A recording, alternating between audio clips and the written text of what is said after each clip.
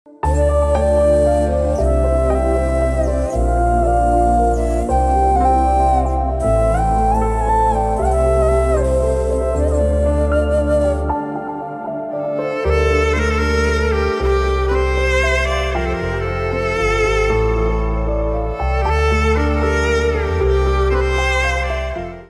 వందనాలండి. మరి ఈరోజు దేవుని వాక్యం బైబిల్ గ్రంథంలోంచి ఆదికాండము 27వ అధ్యాయము 18వ వచనం దగ్గర నుంచి కొన్ని వచనాలు మనం చూద్దాం. అతడు తన తండ్రి యొద్దకు వచ్చి, నా తండ్రి అని పిలవగా, అతడు, ఏమి నా కుమారుడా, నీవెవరువని అడిగెను. అందుకు యాకోబు, నేను ఏశావు నీ జ్యేష్ఠ కుమారును, నీవు నాతో చెప్పిన ప్రకారము చేసి ఉన్నాము. నీవు నన్ను దీవించుటకై దయచేసి లేచి కూర్చుండి నేను వేటాడి తెచ్చిన దాన్ని తినమనెను.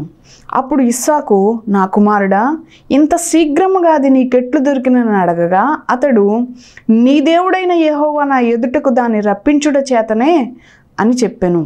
అప్పుడు ఇస్సాకు, నా కుమారుడా, నీవు ఏశావును నా కుమారుడువో కావో నేను నిన్ను తడిమి చూచెదను, దగ్గరికి రమ్మని చెప్పాను. యాకోబు తన తండ్రి అయిన ఇస్సాకు దగ్గరకు వచ్చినప్పుడు అతడు అతన్ని తడిమి చూచి, స్వరము యాకోబు స్వరము కానీ చేతులు ఏసావు చేతులే అనెను. బైబిల్ గ్రంథంలో ఈ సందర్భం మనకి తెలిసిన సందర్భమే. అయితే ఈ 27వ అధ్యాయము 18వ వచనం దగ్గర నుంచి ఇంచుమించు ఈ 25 వచనాల వరకు కూడా ఈ సందర్భం కొనసాగుతూ ఉంటుంది. ఏంటి సందర్భం అంటే గనక, ఇక్కడ ఇస్సాకు మనకి కనిపిస్తూ ఉంటాడు. ఇస్సాకు ఎవరు? అబ్రహాము యొక్క కుమారుడు. మరి ఈ అబ్రహాము యొక్క కుమారుడు ఇస్సాకు వృద్ధుడై ఉన్నాడనమాట. మరి అంటే ఎందుకు యాకోబుకి ఏశావుకి తేడా తెలియలేదు అంటే గనక, ఇస్సాక్కి చూపు మాన్యం వచ్చినట్లుగా మనకి అక్కడ కనిపిస్తూ ఉంది. అంటే కళ్ళు కనిపించలేని పరిస్థితిలో ఉన్నాడు ఇస్సాకు. అయితే ఇస్సాకుకి 2 కుమారుడు. ఇస్సాకు భార్య రిబ్కా. మరి వీరిరువురికి కూడా దేవుని బట్టి 2 కుమారులను వీళ్ళు పొందుకోవడం జరిగింది. ఎవరు? ఏశావు, యాకోబు. అయితే వీరిద్దరితో వారి యొక్క కుటుంబం ఉంటూ ఉండగా, వీరిద్దరూ కూడా మన ఇంట్లో కూడా మన బిడ్డలైన వారు ఉంటారు కదా. 2 బిడ్డలు ఒకేలా ఉంటారా? ఉండరు. ఒక్కొక్కరు ఒక్కొక్క దాంట్లో ప్రావీణ్యత కలిగిన వ్యక్తులై ఉంటారు. అలాగే ఈ 2 బిడ్డలు కూడా ఏశావు వేటాడంలో ప్రావీణ్యం కలిగిన వ్యక్తిగా ఉన్నాడు. అంటే ఈ అబ్బాయి వేటాడినట్టుగా ఇంకెవరూ కూడా వేటాడలేరనమాట. అంత సామర్థ్యం కలిగిన వ్యక్తి అనమాట వేటాడడంలో. మరి యాకోబు యొక్క ప్రావీణ్యత ఏంటి అంటే గనక, తల్లి విధేయుడు. ఎందుకు తల్లి విధేయుడు అన్నానంటే, ఏమండి పిల్లల తల్లికి ఇష్టమే కదండి అంటే గనక, ఇక్కడ నా మాటలు మీరు జాగ్రత్తగా అర్థం చేసుకోవాలి. ఎందుకు తల్లి విధేయుడు అన్నానంటే, ఇరువురు కూడా ఏశావు, యాకోబు ఇద్దరు కూడా రిబ్కా యొక్క బిడ్డలే. మరి ఇద్దరూ కూడా తల్లి చెప్పిన ప్రకారం, లేకపోతే తల్లి వీరికి నేర్పించిన ప్రకారం వీళ్ళు ఉండాలి. కానీ ఏం చేసిందంటే, ఇక్కడ వంట ఎవరికి నేర్పించింది అంటే కనుక యాకోబుకు వంట నేర్పించింది. మీకెలా తెలుసండి అంటే కనుక, ముందు సందర్భంలో మనం చూసుకున్నట్లయితే కనుక, ఏశావు వేటకెళ్ళి తిరిగి వచ్చాడు, ఆకలి గురిన వ్యక్తి అయి ఉన్నాడు. ఆ సందర్భంలో మరి రిబ్కా లేదు అక్కడ. రిబ్కా లేనప్పుడు నేను బాగా ఆకలిగా ఉన్నాను, నాకు ఏదైనా పెట్టు అంటే, అప్పుడు యాకోబు గారు భోంచేస్తున్నారంట. చిక్కుడుగాయ కూర తీసుకుని ఎర్రని చిక్కుడుగాయ కూరతో భోజనం చేస్తున్నట్టుగా అక్కడ మనకు కనిపిస్తూ ఉంటాయి. అయితే ఈయన వచ్చి నాకు భోజనం పెట్టు అని చెప్పి అంటాడు ఏశావు. అయితేనే ఈయన ఒక మెలుకు పెడతాడు. ఏంటా మెలుకు అంటే, నీ జ్యేష్ఠత్వం నాకు ఇస్తే నీకు భోజనం పెడతా. జ్యేష్ఠత్వం ఎక్కువ, పూట భోజనం ఎక్కువ అంటే, ఆ సందర్భంలో తనకి ఆ పూట భోజనం ఎక్కువ అనిపించింది. ఎవరికి? ఏశావుకి. సరే ఇచ్చేస్తాను, తీసేసుకో అన్నాడు. సో ఆ విధంగా జ్యేష్ఠత్వ హక్కును ఏశావు పోగొట్టేసుకున్నాడు. ఎవరు పొందుకున్నారు? యాకోబు తన యొక్క ఆలోచన విధానాన్ని బట్టి పొందుకున్నాడు. అయితే ఈ విధమైన వ్యత్యాసం ఉందన్నమాట. అంటే తల్లికి ప్రాధాన్యతని ఇచ్చిన వ్యక్తిగా ఇక్కడ యాకోబు మనకి కనిపిస్తున్నాడు. సో రిబ్కా కూడా మొత్తం సపోర్ట్ అంతా ఎవరికి ఇచ్చినట్టుగా ఉందంటే యాకోబుకి ఇచ్చినట్టుగానే ఉంది. అయితే ఈ యాకోబుకి ఈ విషయం తెలియడానికి గల కారణం కూడా ఎవరు అంటే రిబ్కాయే. ఇక్కడ ఏం జరిగింది అంటే ఇస్సాకు ఏశావుని పిలిచి చెప్తాడనమాట. ఏమని చెప్తాడంటే, నేను నిన్ను ఆశీర్వదించాలనుకుంటున్నాను, నేను నిన్ను ఆశీర్వదించాలంటే నువ్వు నాకు ఒక పని చేసి పెట్టాలి. ఏంటా పని అంటే, నువ్వు వేటాడల్లో ప్రావీణ్యత కలిగిన వ్యక్తివి కాబట్టి నువ్వు వేటాడి ఏదైతే వేటాడతావో దాన్ని తీసుకొచ్చి శుభ్రంగా దాన్ని వండి పెట్టి నా దగ్గరికి తీసుకొచ్చావంటే నేను దాన్ని తిని తృప్తి చెంది నేను నిన్ను ఆశీర్వదిస్తాను అని చెప్పి ఏశావుకి చెప్తారు ఈ మాటలు. ఎవరు? ఇస్సాకు. అయితే ఈ మాటలు వీళ్ళిద్దరి దగ్గర జరిగిన సంభాషణ ఎవరు వింటారంటే రిబ్కా వింటది. రిబ్కా విని మరి రిబ్కా యాకోబుకు సపోర్టర్ కాబట్టి యాకోబు దగ్గరికి వెళ్ళి, మీ అన్నయ్యతో నాన్నగారు ఇలా అన్నారు, సో మీ అన్నయ్య తెచ్చేదానికంటే ముందే నువ్వే పట్టుకెళ్ళిపోయి ఆశీర్వాదం కూడా నువ్వే తీసుకో అని చెప్పింది. ఎవరు? రిబ్కా చెప్పిన వెంటనే యాకోబు ఏం చేశాడంటే, మరి యుద్ధ ప్రావీణ్యం కలిగిన వేటలో ప్రావీణ్యం కలిగిన వ్యక్తి ఏమి కాదు కదా యాకోబు. అందువల్ల ఏం చేశాడంటే మళ్ళా దానికి సొల్యూషన్ కూడా ఎవరు చూపించారు? రిబ్కాయే చూపించింది. ఏ విధంగా చూపించిందంటే, వారి ఇంట్లో పశువులు ఆల్రెడీ ఉన్నాయి కాబట్టి, అప్పుడు ప్రతి ఒక్కరింట్లో గొర్రెలు మేకలు పశువులు ఉన్నాయి కాబట్టి అందులో ఒక బలమైన దాన్ని వధించి తీసుకొచ్చి శుభ్రంగా వండి నువ్వు ఇది పట్టుకుని వెళ్ళు. ఎవరి దగ్గరికి? తండ్రి దగ్గరికి. మళ్ళా నీ స్వరం గుర్తుపట్టచ్చు, లేకపోతే నీ శరీరాన్ని గుర్తుపట్టవచ్చు అని చెప్పి ఆ చంపిన దాని యొక్క శరీరం అంటే దాని తోలు అంటారు కదా, దాన్ని కప్పుకుని పంపించిందంట. మొత్తం ఎవరి ట్రైనింగ్ ఇదంతా? రిబ్కా యొక్క ట్రైనింగ్తో యాకోబు ఎవరి దగ్గరికి వెళ్ళాడు? ఇస్సాకు దగ్గరికి వెళ్ళినట్టుగా కనిపిస్తుంది. అయితే అక్కడ జరిగిన సందర్భం అనమాట ఈ 18వ వచనం దగ్గర నుంచి 25వ వచనం. ఇస్సాకు ఎవరికి చెప్పారంటే ఏశావుకి చెప్పాడు, నువ్వేదైతే తీసుకొస్తావో దాన్ని నేను తృప్తి చెంది అప్పుడు నేను నిన్ను ఆశీర్వదిస్తాను. ఏశావుకు రాకముందే యాకోబు వెళ్ళి ఆశీర్వాదాన్ని తీసుకుంటున్న వ్యక్తిగా ఉంటాడు. అప్పుడు ఇక్కడ మాట్లాడుతున్నారన్నమాట. ఇస్సాకు అంటున్నాడు, స్వరం చూస్తే యాకోబు స్వరంలా ఉంది, తడిమి చూస్తే ఎలా ఉందంట? ఏశావులా ఉంది. ఎందుకు తడిమి చూడడం ఏశావు అని చెప్పాడు అంటే, ఏశావు రోమ చర్మం కలిగిన వాడు అని ఉంది. అంటే ఇంచుమించు మనకు కూడా శరీరం పైన పురుషులైన వారికి రోమాలు అంటే వెంట్రుకలు ఉంటూ ఉంటాయి, కానీ అతనికి బాగా ఎక్కువగా ఉండేవి అనమాట. సో రోమ చర్మం కలిగిన వాడు అని అతని గురించి రాయబడింది. అంటే సో అందువల్ల ఇక్కడ రిబ్కా ఏం చేసింది? ఆ చంపిన దాన్ని మీద కప్పడం వల్ల సో తడిమి చూసినా ఏశావులాగానే ఉంది, కానీ స్వరం చూస్తే ఎలా ఉందంట? యాకోబులా ఉంది. ఈరోజు మనం కూడా ఎవరిని కప్పిపెట్టాలని నటిస్తున్నాము అంటే కనుక ఇక్కడ ఆశీర్వాదం నిమిత్తం ఏశావు ప్లేస్లోకి యాకోబు వచ్చి ఎవరిని మోసగిస్తున్నాడు? ఇస్సాకుని యాకోబు మోసగిస్తూ ఉన్నాడు. ఈరోజు మనం ఎవరిని మోసగిస్తున్నాము అంటే, మేము ఎవరిని మోసం చేయట్లేదండి, ఎవరిని మోసం చేయాల్సిన అవసరం లేదండి, ఉన్నంతలోనే మేము చాలా తృప్తిగా ఉంటున్నామని అంటున్నాం. నువ్వు నీ ఇంటి వారిని మోసం చేస్తున్నావు. ఎందుకని అంటే నువ్వు ఏంటో అన్నది ఎవరికి తెలుసు? దేవునికి తెలుసు. అయినప్పటికీ కూడా నీవేంటో అన్నది నీకు కూడా తెలుసు. అయినప్పటికీ కూడా దాన్ని ఎక్కడా బయట పెట్టకుండా శుభ్రంగా ప్రతిదీ మ్యాన్పులేట్ చేస్తూ ఉంటావు అనమాట. అంటే నిన్ను నువ్వు బయట పెట్టుకునే ప్రయత్నం చేయకుండా దాన్ని కప్పు పెట్టుకునే ప్రయత్నం చేస్తూ ఉంటావు. అంటే ఇది కూడా ఒక టాలెంటెడే. ఎందుకు ఒక టాలెంట్ అన్నానంటే, చూడండి, మన కుటుంబంలో ఒక్కొక్కసారి చిన్న చిన్న సందర్భాల్లో మనం మాట్లాడుకుంటూ ఉంటాం. ఒక్కొక్క వ్యక్తి గురించి ఒక్కొక్కరు ఒక్కొక్క దాంట్లో ప్రావీణ్యం కలిగిన వారు. ఒకడు వంటలో ప్రావీణ్యం కలిగిన వారు, ఒకడు ఇంకా పై పని చేయడంలో ప్రావీణ్యం కలిగిన వారు, ఒక పాడడంలో ప్రావీణ్యం కలిగిన వారు. ఇలా ప్రతి ఒక్కరికి ఒక్కొక్క టాలెంట్ ఉంది. ఆ టాలెంట్స్లోనే ఇది కూడా ఒక టాలెంట్ అన్న. ఏంటా టాలెంట్ అంటే నటించడం. అవునండి, నటించడం కూడా ఒక టాలెంటే. ఈరోజు వారి నటన బట్టి ఎవరినైనా మోసం చేసేయచ్చు. వారు మోసం చేశారు అన్న విధంగా తెలియకుండా వాళ్ళు నటిస్తూ వస్తున్నారు. అది మాట ద్వారా కావండి, లేకపోతే ఇంకే విధంగా ప్రేమ రూపంలో కావండి, ఏదైనా సరే, ఏ విధంగా అయినా సరే వాళ్ళు ఈరోజు ఏం చేస్తున్నారంటే చాలామంది నటనతో బ్రతికేస్తూ ఉన్నారనమాట.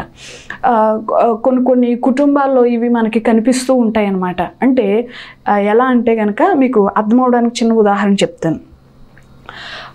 ఇద్దరు భార్యాభర్తలు పిల్లలతో కలిసి కుటుంబంలో ఉన్నారు. ఒక కుటుంబంగా కూడి ఎదురుకు వెళుతూ ఉన్నారు. అయితే ఆ రోజు భర్త అనుకున్నాడంట, నా మీద ఎంత ప్రేమ ఉందో, నా భార్యకి నా మీద ఎంత ప్రేమ ఉందో నేను తెలుసుకోవాలి అనుకున్నాడంట. మరి ఎలా తెలుసుకోవాలన్నాడో అంటే అతను హార్ట్ అటాక్ వచ్చినట్టుగా నటించాడు. అయితే హార్ట్ అటాక్ వచ్చినట్టు నటిస్తే గుండు పట్టుకుని కింద పడిపోతే అయ్యో నా భర్త నొప్పి వచ్చి పడిపోతున్నాడు అని చెప్పి మరి వెంటనే మరి అంబులెన్స్కి ఫోన్ చేయాలి కదా. ఫోన్ చేయాలి కాబట్టి మీ ఫోన్ ఇవ్వండి, నేను అంబులెన్స్కి ఫోన్ చేస్తాను అంటుందన్నమాట. ఫోన్ ఎందుకు అన్నాడండి. అదేంటి అంబులెన్స్కి ఫోన్ చేయాలి కదా, ఫోన్ లాక్ తీయండి అంటుందండి. దానికి లాక్ వేసాడు అనమాట. ఆ లాక్ ఎవరికి తెలీదు? భార్యకి తెలీదు. కాబట్టి ఆ ఫోన్ లాక్ తీయండి, నేను అంబులెన్స్కి అర్జెంట్గా ఫోన్ చేస్తాను, అంబులెన్స్ వస్తే మనం హాస్పిటల్కి వెళ్దాం, మీకు పెయిన్ ఎక్కువగా వస్తుంది కదా అని చెప్పి భార్య కంగారు పడుతూ ఉంది. అప్పుడు ఈయన అంటున్నాడంటే లేచి, ఏమీ లేదు, నొప్పి తగ్గిపోయింది అంటున్నాడు. ఇంతకీ ఎందుకు నొప్పి తగ్గిపోయింది? ఆ లాక్ ఓపెన్ చేస్తే అందులో ఉన్న బండారం మొత్తం బయటపడిపోద్ది, ఫోన్ ఆవిడ చేతిలోకి వెళ్ళిందంటే. అందుకని ఆ ఫోన్లో ఉన్న విషయం బయటపడకుండా ఈయన బయటపడిపోయాడు అనమాట. ఏంటి, నొప్పి లేదు, నాకు ఇబ్బంది ఏమి లేదు, సో నీ చేతికి నేను ఫోన్ ఇవ్వను అని. ఇలా ఈ విధంగా ఇది చిన్నదే, నవ్వడానికి వీలుగానే ఉంది, కానీ ఇలాంటి వాటితోనే మనం ముందుకి చలామణి అయిపోతుంది. ఇది నవ్వడానికి ఎంత ఈజీగా అయితే ఉందో అలాగే మన జీవితాన్ని కూడా దేవుడు చూసినప్పుడు దేవుడు చూసి కూడా మన జీవితాన్ని బట్టి దేవుడు కూడా చూసి అలాగే నవ్వుతున్నాడు. ఎందుకనంటే నువ్వు మనుషులు మ్యానిపులేట్ చేసినప్పుడు కూడా దేవుడు ఈ విధంగానే నిన్ను చూస్తున్నాడు. ఇది ఎంత హాస్యాస్పదంగా ఉందో అలాగే నిన్ను చూసినప్పుడు కూడా దేవుడు నవ్వడానికి అంతే హాస్యాస్పదంగా ఉంది. ఎందుకనంటే నువ్వు మనుషుల్ని మెప్పించడంలో ప్రావీణ్యం సంపాదించాలని ప్రయత్నం చేస్తున్నావు. దీంతో నీకు ఒరిగేది ఏంటి అంటే కనుక దీని నిమిత్తం కూడా నువ్వు ఒకరోజు తీర్పును నిలవలసి వస్తుంది. ఈరోజు నువ్వు ఎవరినైనా నీ ప్రేమ మాటల చేత నువ్వు మోసగించవచ్చు, లేకపోతే నలుగురు ముందు నువ్వు నటించేసి వారిని ఈ విధంగా నీ వైపు తిప్పుకోవచ్చు, అవతల వారిని ముద్దాయిలుగా నువ్వు చూపించవచ్చు, అవతల వారిని నీతి లేని వారిగా నువ్వు చూపించవచ్చు. కానీ దీని విషయమై రేపొద్దున దేవునికి జవాబు చెప్పవలసిన బాధ్యత ఎవరిదై ఉంది? నీదై ఉంది. ఈరోజు ఎవరైతే నటించారో వాళ్ళే దానికి బాధ్యులై ఉన్నారు. ఇక్కడ యాకోబు నటించాడు. ఎవరిలా నటించాడు? ఏశావులా నటించాడు. ఎవరి దగ్గర నటించాడు? తండ్రి అయిన ఇస్సాకు దగ్గర నటించాడు. మరి పొందుకున్నాడు. ఆ ఏశావుకి రావాల్సిన శుభవచనాలు, ఏశావుకి రావాల్సిన ఆశీర్వాదం అంటే ఎవరు పొందేసుకున్నారు? యాకోబే పొందుకున్నాడు. పొందుకున్న దాన్ని బట్టి ఏమైనా సంతోషకరంగా ఉందా యాకోబు జీవితం? పొందుకున్న తర్వాత అక్కడ ఏమన్నా ఉండి తల్లిని ఎంతో ప్రేమించాడు, తల్లి మ్యానిపులేషన్ బట్టి తను ముందుకు వెళ్ళాడు, తల్లి సహకారంతోనే అన్నీ సాధించగలిగాడు. కానీ తల్లి దగ్గర ఉండే ఆ యొక్క ధన్యత యాకోబుకు ఉందా? లేదు. ఎందుకు లేదు అంటే కనుక ఎప్పుడైతే ఏశావుకి ఈ విషయం తెలిసిందో తమ్ముడిని చంపడానికి ప్రయత్నం చేసినట్టుగా కనిపిస్తుంది. అప్పుడు మళ్ళీ ఇదే తల్లి ఏం చేస్తుందంటే మరలా నువ్వు ఇక్కడ ఉంటే నీ అన్న చేతిలో చనిపోతావు, కాబట్టి నువ్వు మా అన్న దగ్గరికి వెళ్ళిపో అని చెప్పి వెంటనే అక్కడ కుటుంబమే కాదు ప్రాంతమనే దాటిచ్చేసినట్టుగా ఉంటుంది. ఈరోజు అన్ని ఆశీర్వాదాలు మోసం చేసి సంపాదించుకున్నాడు. ఆ ఆశీర్వాదంతో ఏమన్నా ఉన్నట్టుగా ఉందా అక్కడ? ఎవరైతే తన సొంత వారు ఉన్నారో ఆ సొంత వారి మధ్యలో జీవించడానికి ఉందా? లేదు. పరిగెట్టిన తర్వాత ఎవరి దగ్గరికి వెళ్ళాడు? మాంగారు దగ్గరికి వెళ్ళాడు. మాంగారు దగ్గరికి వెళ్ళిన తర్వాత అక్కడ ఒక అమ్మాయిని ఇష్టపడ్డాడు. అక్కడ అమ్మాయిని ఇష్టపడిన తర్వాత ఆ అమ్మాయిని వివాహం చేయాలంటే నువ్వు నా దగ్గర పని చేయి అన్నాడు. 7 సంవత్సరాలు పనిచేశాడు. తర్వాత ఆ అమ్మాయిని కాకుండా వేరే అమ్మాయిని ఇచ్చాడు. అలా ఇంచుమించు 21 సంవత్సరాలు అక్కడ చేసినట్టుగా 7 సంవత్సరాలు చేసుకుంటే ఇంచుమించు 21 సంవత్సరాలు అక్కడే చేశాడనమాట. తర్వాత తన సంపదను అంతా వృద్ధి చేసుకున్నాడు, కానీ మనశ్శాంతి లేనివాడుగా ఉన్నాడు. ఈరోజు నువ్వు మోసం చేసి దాన్నైనా నువ్వు ఎంత ఆస్తినైనా కూడుకోవచ్చు, లేకపోతే నీ అన్నగారిని మోసం చేయొచ్చు, నీ తమ్ముడిని మోసం చేయొచ్చు, లేకపోతే నీ చెల్లిని మోసం చేసావు, నీ అక్కని మోసం చేసో నటించేసో వాళ్ళ దగ్గర ఏదో విధంగా నువ్వు రాబట్టుకోవచ్చు నీకు కావాల్సిన దాన్ని. కానీ వచ్చిన దాంతో నువ్వు సంతోషించలేవు. ఎందుకని? అది ఆశీర్వాదకరంగా నీకు మార్చబడలేదు. ఎందుకంటే నువ్వు మోసంతోనూ నటనతోనూ దాన్ని సంపాదించుకోవటం వల్ల అది నీకు తృప్తినివ్వదు. ఇక్కడ యాకోబు జీవితంలో కూడా అదే జరిగిందనమాట. తను తన నటనా చాతుర్యాన్ని బట్టి సంపాదించాడు, దాన్ని బట్టి తృప్తి చెందినవాడుగా కాదు, అక్కడి నుంచి పారిపోయిన వాడుగా, కనీసం వారి సొంత జనంలో ఉండలేని వాడుగా, పరుగులు పెట్టేసిన వాడుగా ఉన్నాడు. ఈరోజు నువ్వు నటించకు. ఒకవేళ నువ్వు నటిస్తే దేవుని చూస్తున్న వాడుగా ఉన్నాడు. దాని విషయమై నువ్వు దేవునికి సమాధానం చెప్పవలసిన వాడుగా ఉన్నావు. ఇక్కడ యాకోబు తన నటనని మార్చుకునే ప్రయత్నం చేయలేదు, దాన్ని కొనసాగించే ప్రయత్నమే చేయలేదు. అప్పుడు కూడా ప్రభువా ఇంత సంపాదించుకున్నాను, ఇన్ని వనరులు సంపాదించుకున్నాను, వీటితో నేను తృప్తి లేదని ఎక్కడ పశ్చాత్తాపడ్డాడు?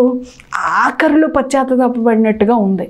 అంతేగాని ముందు పశ్చాత్తాపడితే కనుక, ఒకవేళ తను తాను సరి చేసుకుని ఉంటే కనుక తండ్రి దగ్గరే ఉండునేమో, ఎంతో ప్రేమించిన తల్లి దగ్గరే ఉండునేమో.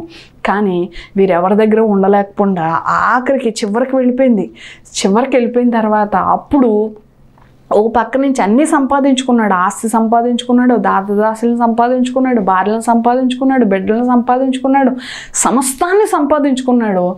ఆ సంపాదించుకున్న తర్వాత అప్పుడు రియలైజేషన్ మొదలైందనమాట. ఇంత ఉంది కదా నాకు, ఇంత ఉన్నా సరే మనశ్శాంతి లేనివాడిగా ఉన్నాను, ఇంత ఉండి నాకు ఏం ప్రయోజనం అని చెప్పి అప్పుడు రియలైజేషన్లోకి వచ్చాడనమాట. ఈరోజు మన జీవితాన్ని కూడా యాకోబులాగా ఆలోచిస్తున్నామేమో, ఇప్పుడు వయసులో ఉన్న యాకోబులా ఆలోచిస్తున్నామేమో మనం కూడా. ఎవరినైనా మోసం చేయొచ్చు, ఎవరినైనా పడగొట్టేయచ్చు, మన మాటల చేత మన చేతల చేత ఎవరినైనా మబ్బు పెట్టేయచ్చు అనుకుంటున్నామేమో. కానీ ఇలా నువ్వు కూర్చుకున్న దాన్ని బట్టి ఒకరోజు ఏడవలసిన పరిస్థితి వస్తుంది.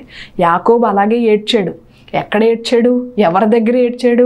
ఇప్పుడు ఎవరి దగ్గర అయితే మెప్పించాడో, ఎవరి దగ్గర అయితే తన నటనా చాతుర్యాన్ని చూపించాడో, కానీ ఒకరోజు ఆ నటనా చాతుర్యాన్ని చూపించడానికి ఏడవలేదు. ఒకరోజు నీవు నన్ను ఇంత సంపాదించుకున్న తర్వాత ఒంటరి వాడైపోయి మొత్తం వెనకాల మాంగారు తరువుకు వస్తున్నాడు, ఎదురు అన్నగారు తరువుకు వస్తున్నాడు. ఇద్దరిలో ఎవరికి దొరికినా పోయేది తన ప్రాణమే.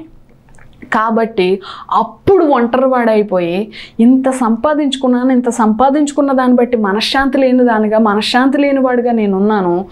ఇప్పుడు నీవు ఆశీర్వదిస్తేనే తప్ప నాకు మరొక మార్గం లేదు అని చెప్పి అప్పుడు ఒంటరివాడైపోయి దేవునితో పెనుగులాడుతున్నాడంట. ఎవరు? యాకోబు. ఏ యాకోబు? ఆ రోజు నటించిన యాకోబే, ఆ రోజు మాటలతో మభ్యపెట్టిన యాకోబే ఈరోజు ఒంటరి వాడైపోయి పెనుగులాడుతున్నాడు. ఎక్కడ పెనుగులాడుతున్నారు? ఎవరితో పెనుగులాడుతున్నాడంటే దేవునితో పెనుగులాడుతున్నాడు. ఏమని పెనుగులాడుతున్నాడు? ఇప్పుడు అంటున్నాడు, వీళ్ళ చేత మభ్యపెట్టి ఆశీర్వాదాలు పొందడం కాదు, ఇప్పుడు నీవు నన్ను ఆశీర్వదించు. ఇప్పుడు నువ్వు నన్ను ఆశీర్వదిస్తే నా జీవితం మార్చబడుతుంది. ఇప్పుడు నీ అంతటా నువ్వు నన్ను ఆశీర్వదిస్తే నేను ఇంకా ఐశ్వర్యవంతుడిని అవుతాను. కాబట్టి ఇప్పుడు నేను మార్చుకుంటున్నాను. ఇప్పుడు నన్ను సరిదిద్దుకోవాలని నేను ఆశపడుతున్నాను. దయచేసి నన్ను ఆశీర్వదించు అని చెప్పి అప్పుడు పెనుగులాడుతున్నాడంట. అప్పుడు పెనుగులాడుతానంట ఏ విధంగా ప్రార్థన చేశాడంటేనంట, అంత ఆత్మపూర్వకంగా తన్ను తాను మార్చుకోవడానికి, తను తాను సరిదిద్దుకోవడానికి, తనలో ఉన్న ప్రతి పాపమును విడిచిపెట్టడానికి సిద్ధపడి పశ్చాత్తాపంతో ప్రార్థన చేసినప్పుడు తన ప్రార్థనకి ఎవరు దిగొచ్చారంట? దూతే దిగొచ్చినట్టుగా కనిపిస్తుంది అక్కడ. అయితే దూతను పట్టుకున్నట్టు కూడా అక్కడ లేఖన భాగాలు సెలవిస్తున్నాయి. దూతను పట్టుకుని అప్పుడు అంటున్నాడు అనమాట, నీవు నన్ను ఆశీర్వదిస్తేనే కానీ నేను విడిచిపెట్టను. ఒకప్పుడు అదే ఆశీర్వాదం కొరకు వీళ్ళని మబ్బులు పెట్టేసినట్టుగా ఉన్నాడు. కానీ ఇప్పుడు అదే ఆశీర్వాదం కొరకు కాళ్ళు పట్టుకుంటున్నాడంట. అంటే ఆ ఆశీర్వాదంలో అతనికి మనశ్శాంతి ఉందా? లేదు. కానీ ఈ ఆశీర్వాదంలో అతనికి మనశ్శాంతి ఉంది కాబట్టి ఈ ఆశీర్వాదం నిమిత్తం కాళ్ళు పట్టుకుని పెనుగులాడుతున్నాడు. ఈరోజు నువ్వు కూడా ఈ లోకంలో పెనుగులాడుతున్నావు కదా ఆశీర్వాదం కొరకు. ఈ ఆశీర్వాదం కొరకు ఆత్మీయ ఆశీర్వాదం కొరక, లోక ఆశీర్వాదం కొరక? ఈరోజు లోకంలో నువ్వు నివసించాలి అంటే లోకంలో కొన్ని ఉండాలి, నీకు అవసరమే అవి. కానీ వాటి నిమిత్తం నిన్ను నువ్వు తాకట్టు పెట్టేసుకుంటున్నావేమో. ఎవరి దగ్గర తాకట్టు పెట్టేస్తాను? అపవాది అయిన సాతాను తంత్రములకి నిన్ను నువ్వు తాకట్టు పెట్టేసుకుంటున్నావు. కానీ అలా పెట్టుకోవాల్సిన అవసరం లేదు. ఎందుకంటే నన్ను ఆయన తన చిత్తం, తన ఉద్దేశం లేకుండా ఈ లోకానికి పంపించిన వాడు ఆయన కాదు. కాబట్టి నిన్ను పంపించిన వాడు గొప్పవాడై ఉన్నాడు. కాబట్టి ఆయన్ని బట్టి విశ్వాసంతో నువ్వు అడుగులు వేస్తే నీ జీవితం ఇంకా అద్భుతకరంగా, ఇంకా ఆశీర్వాదకరంగా ఆయన నిలబెడుతున్నాడు. అందుకే ఒక మాట ఉంటుంది, మీలో ఉన్నవాడు లోకంలో ఉన్నవాడి కంటే ఏమై ఉన్నాడంట? గొప్పవాడై ఉన్నాడు.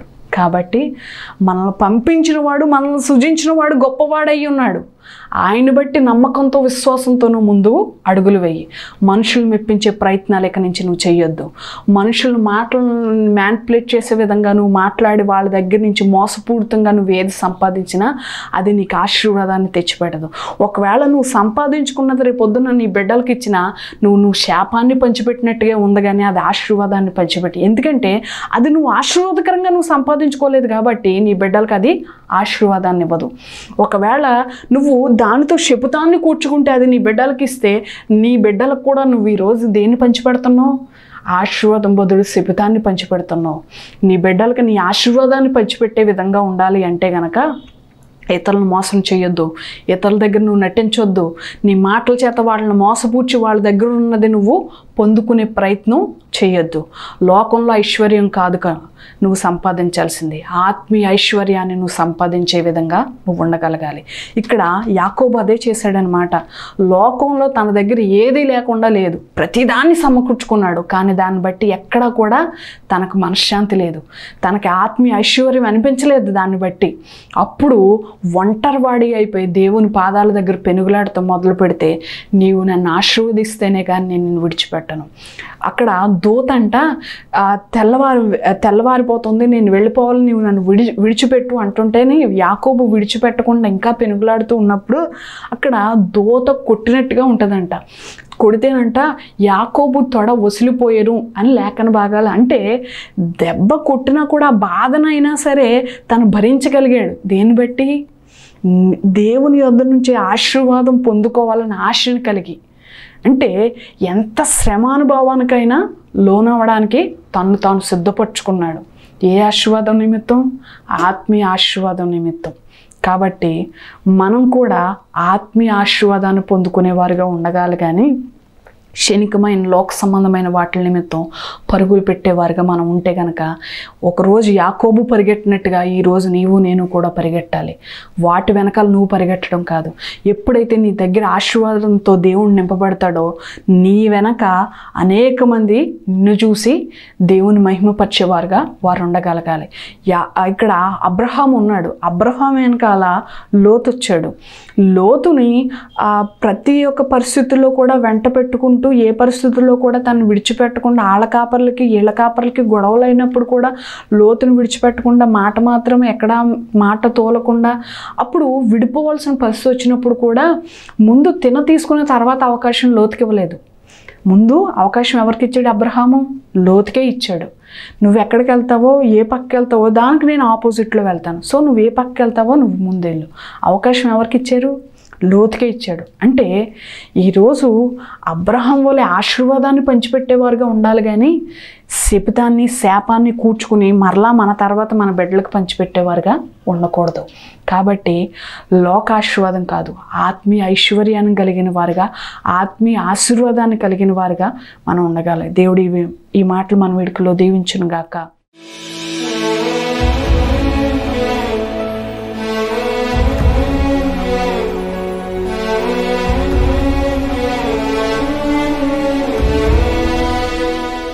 స్తోత్రం తండ్రి, పరిశుద్ధుడా నీకు వందనాలు నాయన. యాకోబును మా ముందుంచావు తండ్రి ప్రభా. యేసయ్య అవును తండ్రి ప్రభా, తల్లి ప్రోత్సాహంతో తండ్రి ప్రభా, అవును తండ్రి, తండ్రిని మోసం చేసిన వాడుగా, అన్నను మోసం చేసిన వాడుగా, ఆశీర్వాదాన్ని పొందుకున్నవాడుగా ఉన్నాడు తండ్రి ప్రభా. కానీ తండ్రి ఆశీర్వాదంతో తన సొంత ఇంట్లో సొంత జనుల మధ్యలో ఉండలేకుండా పరుగులు పెట్టాల్సిన ప్రయత్నాలు అతని జీవితంలో మొదలయ్యాయి. ఈరోజు మేము కూడా తండ్రి ప్రభా మా సొంత వారిని, బంధువులైన వారిని, స్నేహితులైన వారిని మా మాటల చేత, మోసపూరితమైన మాటల చేత వాళ్ళని మోసగించి, అవును వారి దగ్గర నుండి మేము పొందుకున్నామే మేము దానివల్ల మాకు ఆశీర్వాదం లేదు, అది మా బిడ్డలకి ఇవ్వడం వల్ల ఆశీర్వాదం లేదు అని నీ వాక్య భాగం నుంచి మాతో మాట్లాడావు తండ్రి ప్రభువా. అవును, మా బిడ్డలైన వారికి మేము ఆశీర్వాదాన్ని పంచిపెట్టాలనుకుంటున్నాం కానీ శాపాన్ని శపితాన్ని అప్పచెప్పేవారుగా మేము ఉండకూడదని నువ్వు మాతో మాట్లాడావు తండ్రి. అవును ప్రభువా, యాకోబు జీవితాన్ని మా ముందు ఉంచావు తండ్రి ప్రభువా.